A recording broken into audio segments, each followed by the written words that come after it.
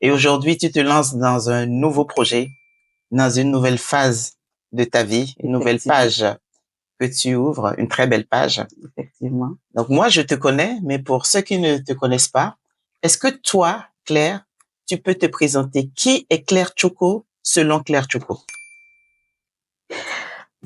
Claire Tchouko est une femme merveilleuse. Claire Tchouko est une femme ambitieuse, une femme forte, une femme qui a de la puissance, qui a le pouvoir. Oh là là, Claire Tchouko est une maman. Elle a eu la chance d'être maman sur cette planète Terre. Et Claire Tchouko aime l'humain. La preuve, je me suis lancée dans ce projet parce que j'aime l'humain. Je l'ai toujours fait, mais sans le savoir. Oui. Donc, Claire Tchouko, vraiment, c'est du wow. Maintenant que tu nous as dit qui était Claire Tchouko selon toi, j'aimerais savoir comment est-ce que les autres te présentent. Quand ils parlent de toi, que disent-ils? La plus grande partie des personnes qui sont autour de moi, que je rencontre même instinctivement, même cette personne-là, je la connaissais pas. Au bout de quelques minutes, la personne me dit, waouh, tu es solaire. Tu es une femme, tu es sociable. Dès qu'on te voit, on sent, il y a une énergie que tu dégages. Et le point commun entre les deux, entre ta présentation à toi et entre le regard que portent les autres sur toi, c'est cet amour des autres et cette joie de vivre qui, effectivement, dans chacun de tes pores, éclate et explose. Oui. C'est très clair. Oui. Alors, aujourd'hui, nous sommes ici parce que tu as ce nouveau projet que tu veux porter au monde, qui sera, comme tu le dis, ta contribution encore plus forte, encore plus élevée au monde. De quoi s'agit-il, de cette nouvelle émission que tu veux lancer? Elle parle de quoi? C'est quoi le cœur de ce projet? Est-ce que tu peux nous l'expliquer?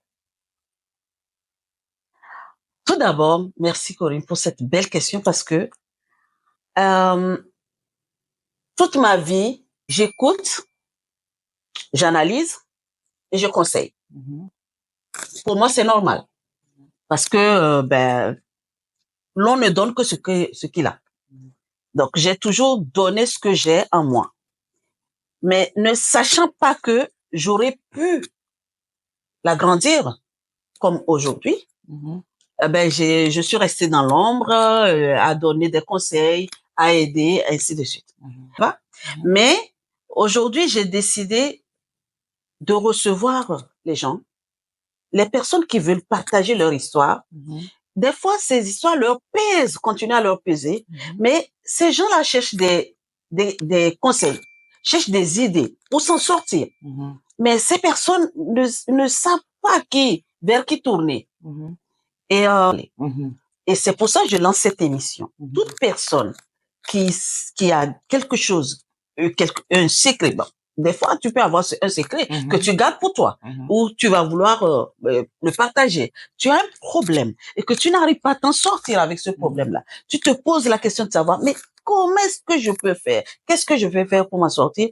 Étant donné que j'ai cette faculté de pouvoir gérer ce genre de choses, c'est pour ça que je lance cette émission-là, pour recevoir du monde, que ça soit en ligne, que ça soit en présentiel. Aujourd'hui, c'est mon dada. D'accord. C'est vrai que tu l'as dit, et c'est vraiment le cœur de ce projet, cette manière d'aller vers l'autre, de vouloir secourir l'autre, de vouloir l'aider, de vouloir le pousser à grandir, de pouvoir être à côté de lui pour sortir un peu ses peines, ses souffrances, c'est quelque chose d'extrêmement instinctif chez toi. Je l'ai toujours vu, je t'ai toujours vu en action. Et c'est vrai que je me suis posé cette question, je ne te l'ai jamais posée, j'en profite aujourd'hui. Est-ce que c'est inné chez toi? Oui, je pense que oui, mais d'où ça te vient? Est-ce que ton père, ta mère, tes proches, ta grand-mère, est-ce que quelqu'un dans ton entourage avait déjà cette faculté et était entraîné vers cela, ou ça vient d'où en fait? Je peux dire que c'est inné. Cette faculté, je suis née avec. Ma mère, elle a toujours reçu des gens à la maison. Quand les femmes ont des problèmes, et elles viennent la voir, elles les conseillent. Et il y a quelque chose que je ne vais jamais oublier. On avait un voisin qui tapait sa femme. Quand il sort du champ, il arrive et il voit que elle a fait la pâte. Je pense que ceux qui nous écoutent, les Africains savent ce qu'on appelle la pâte. Quand elle fait la pâte et que c'est plus liquide, un petit peu molle, il aime ce qui est dur. Et quand elle fait ça, il tape la dame que lui il n'aura pas assez parce que la pâte n'est pas comme il veut. Et ma mère, qu'est-ce qu'elle fait? La dame, elle court, elle vient, ma mère la reçoit, elle la garde dans sa chambre et elle va appeler le monsieur. Elle va le conseiller, lui dire, mais il faut pas taper les enfants des autres. C'est pas normal, et ainsi de suite. Et moi, je pense que c'est depuis toute petite que je l'ai en moi, je le fais savoir aux gens, j'aide les gens quand je te rencontre et tu m'expliques ton problème, je sais quelle parole te dire pour t'apaiser. Même j'ai une amie, elle dit, à chaque fois que tu viens et que nous discutons, je suis apaisée. Donc c'est franchement, pour conclure, c'est inné en moi en fait. Alors, juste pour ceux qui nous écoutent et qui n'ont jamais été en Afrique de l'Ouest et qui n'ont pas eu le bonheur de goûter à la pâte, il s'agit d'une sorte, c'est de la semoule en fait qu'on cuisine souvent à base de maïs et dont l'aspect ressemble beaucoup à la polenta, pour ceux qui connaissent la polenta italienne. Alors, on parlait tout à l'heure de l'amour des autres, de l'amour de l'humain. Et en fait, cet amour de l'humain, nous sommes nombreux et nombreuses, de plus en plus d'ailleurs, et c'est tant mieux, à revendiquer cette volonté de vouloir aider, encourager, soutenir les autres. Mais il y a plusieurs aspects. Voilà. Moi, par exemple, ma revendication va plutôt vers l'amour des enfants et j'œuvre plutôt dans ce sens-là. Toi, tu as choisi les adultes, tu as choisi les couples, les hommes âgés, les femmes âgées, etc., les adultes dans tous les cas. Pourquoi avoir choisi spécifiquement cette partie de la population? Ok. Tu sais, les adultes, étant petites, mes copines à l'époque, même elle m'a contacté il y a pas longtemps, une de mes copines, elle a quasiment 70 ans. Elle-même, elle m'a dit, on t'attend, quand tu viendras, il faut que tu fasses tout pour me voir. Elle a tout fait pour avoir mon numéro. Mes copines, c'est des personnes âgées. C'était des dames qui étaient avec leur mari. Et j'ai cette faculté de les voir, de les aider. Quand je viens chez elle et qu'elle est triste, je comprends et je parle. Je demande, qu'est-ce que tu as? Et instinctivement, elle me dit ce qui ne va pas. Femme comme homme, Femme comme homme. Et ça fait que l'amour de l'humain, je l'ai. Non, mais c'est tant mieux d'ailleurs, tant mieux. Il en faut pour tous. Et c'est vrai que tu as vraiment cette faculté instinctive à inspirer la confiance et à inspirer les autres qui viennent facilement se confier à toi parce que on ne se confie pas à tout le monde de la même manière. Hein. Donc moi je le vois. Alors une question. Mais excuse-moi, je peux rajouter quelque chose? Bien sûr. Et aujourd'hui j'ai quelque chose aussi que je constate que les jeunes, la jeunesse, les jeunes viennent vers moi naturellement. Les jeunes de 15, 16, les adolescents, les adultes et les jeunes hommes. Voilà, tous. Avec eux, on a une sorte d'alchimie qui se crée. Voilà. Et la dernière fois que j'étais en voyage, j'arrive, je rencontre une jeune fille, une ado, qui tenait son diplôme de bac et qui pleurait. Je dis, mais qu'est-ce que tu as? Elle me dit, j'ai déposé, je le connais, j'ai déposé pour faire ma carte d'identité, je récupère et c'est déchiré. J'ai dit, tu as eu ton bac avec brio, hein? Elle dit oui. Ne regarde pas le papier qui est déchiré. Ton bac n'est pas déchiré. Vas-y. Et tu sais, arriver, laisse coller avec papa ou maman et tu vas faire scanner et réimprimer ton diplôme. D'accord? Et elle a eu le sourire. Et ma petite sœur était là. Elle me dit, mais, grande sœur, j'ai constaté quelque chose. Hein. J'ai dit, tu as constaté quoi? Quand elle va écouter la vidéo, elle va comprendre de quoi je parle parce qu'elle était là ce jour avec moi. Elle dit, j'ai constaté que les jeunes viennent vers toi naturellement, sans crainte. Et j'ai dit, effectivement, je ne sais pas pourquoi ça a été ainsi. Je dis, les jeunes, je suis là. Toi-même, rappelle-toi, un jour, on passait, il y avait les jeunes qui étaient assis. Oh, et là, c'est pour moi. Ouais. Et au resto, bien tu sûr, as vu. Bien sûr, toute cette jeunesse que parfois on décrit, en réalité, avec toi, c'est incroyable. On a une sorte de changement de personnalité. Ouais. Ils sentent et ressentent quelque chose chez toi qui fait qu'ils se disent, celle-là ne va pas nous juger. Je crois qu'il y a beaucoup ça aussi. Ouais. Celle-là ne va pas nous juger. Elle saura regarder un peu plus loin que l'apparence et découvrir en nous effectivement qui nous sommes au lieu de juste nous juger sur les apparences comme le font la plupart des gens. Effectivement, effectivement. Et un jour, j'ai discuté avec une dame qui incriminait toutes ces choses-là. Effectivement, on n'est pas fiers de ce qui se passe, oui.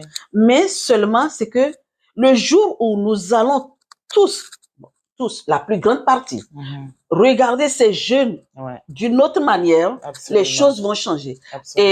Et je disais à cette personne que quand je les vois, la façon dont vous les voyez habillés, vous pensez que c'est mal. Moi, je les vois autrement. Oui. Je vois un gars habillé, si c'est un Bumba, il s'est bien habillé avec un beau boubou brodé.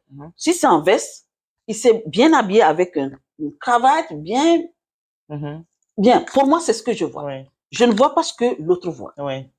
Et je pense que c'est ça qui est fait que la jeunesse vient vers moi facilement et j'arrive, je ne peux pas dire que j'ai la science infuse, mais il y a des moments où j'arrive à avoir des mots et des paroles qui les apaisent. Absolument. Changer le regard que vous avez sur les choses et les choses que vous regardez changeront. Effectivement. J'ai eu beaucoup d'admiration pour toi. Ça, c'est la question qui va suivre.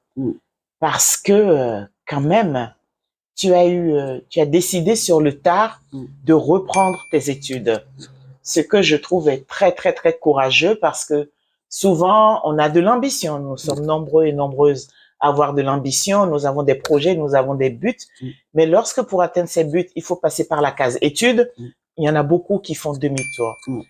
Où est-ce que tu as trouvé ce courage à un certain âge de reprendre les études, de reprendre à zéro les études parce que le message que tu voulais porter, tu voulais qu'il s'agisse d'un message profond, professionnel, bien au-delà de tes dons naturels. Où est-ce que tu as trouvé ce courage de reprendre tes études sur le tard? Merci. Le courage ne vient pas de moi seulement. Le courage vient de mon entourage. Et je lance un appel à toutes ces personnes qui pensent qu'à 40 ans, on ne peut pas reprendre ses études. C'est faux. J'ai repris mes études à plus de 50 ans. Grâce à des personnes qui sont autour de moi. Grâce à mon compagnon. Grâce à toi, puisque tu es là. Il y a ce livre. Ça, je vous montre. Je vous montre. Et mon entourage m'a encouragé, surtout mon compagnon. Le jour où je lui ai dit, j'ai l'intention de faire cette formation, bon, étant donné que la personne voit que j'aide les gens, il n'a fait que m'encourager. Il n'a fait que m'encourager et je lui dis sincèrement merci du fond de mon cœur. C'est pas beaucoup de personnes qui font ça. Les gens, la personne va regarder moi. On travaillait, on avait une société. Mais pourquoi? C'est une femme qui a toujours créé des sociétés. C'est une femme dynamique. Mais elle va aller reprendre ses études. Mais à quel moment l'argent va rentrer dans la maison? Mais il m'a supporté jusqu'à ce jour. Donc, le courage là ne vient pas de moi seul. Ça vient de mon entourage, comme vous, comme ma fille, comme mon compagnon. J'ai dit, c'est mon entourage qui m'a monter haut. Oui, je suis d'accord avec toi, mais même si ton entourage t'a encouragé, c'est quand même toi qui as pris la décision. C'est toi qui étais assise sur les bancs de l'école. C'est toi qui, le soir, après une journée de travail, prenais tes cahiers, ton stylo, tes livres, travaillais, faisais tes devoirs, envoyais tes devoirs. Ce sérieux, quand même, ne t'enlève pas ça. C'est à toi que tu le dois et avant tout. Ton entourage peut faire tout ce que tu veux. Si toi, tu n'avais pas accepté de prendre ce temps-là, ça ne serait pas arrivé. Donc, bravo pour ça. Merci beaucoup. Merci. Effectivement, oui. En fait, il faut faire ce qu'on aime. J'ai regardé une petite fille de 9 ans. C'était à la télé, c'était 7 à 8 ou quelque chose comme ça. Ça m'a beaucoup marqué. J'ai eu les larmes aux yeux. Une petite fille qui est malade, mais elle dit que à 9 ans, elle sait ce qu'elle va faire demain. Oui, et elle-même, elle a dit à la fin, en fait, ce n'est pas pour l'argent qu'il faut faire ce qu'on aime. Il faut faire ce qu'on aime et puis ben, le jackpot vient. Et puis elle veut devenir chercheur. Oui, chercheuse. Voilà, oui, chercheuse. Parce qu'il n'y a pas assez en France. Ouais. Et le jour là, quand j'aurais regardé cette petite-là, à chaque fois que je vais sur TikTok et que je vois encore les gens relayer cette émission, tellement que ça fait un tollé. Et puis c'est vraiment, ça mérite. Ce métier dans lequel je me lance aujourd'hui, c'est quelque chose que j'aime. J'aime voir l'humain heureux.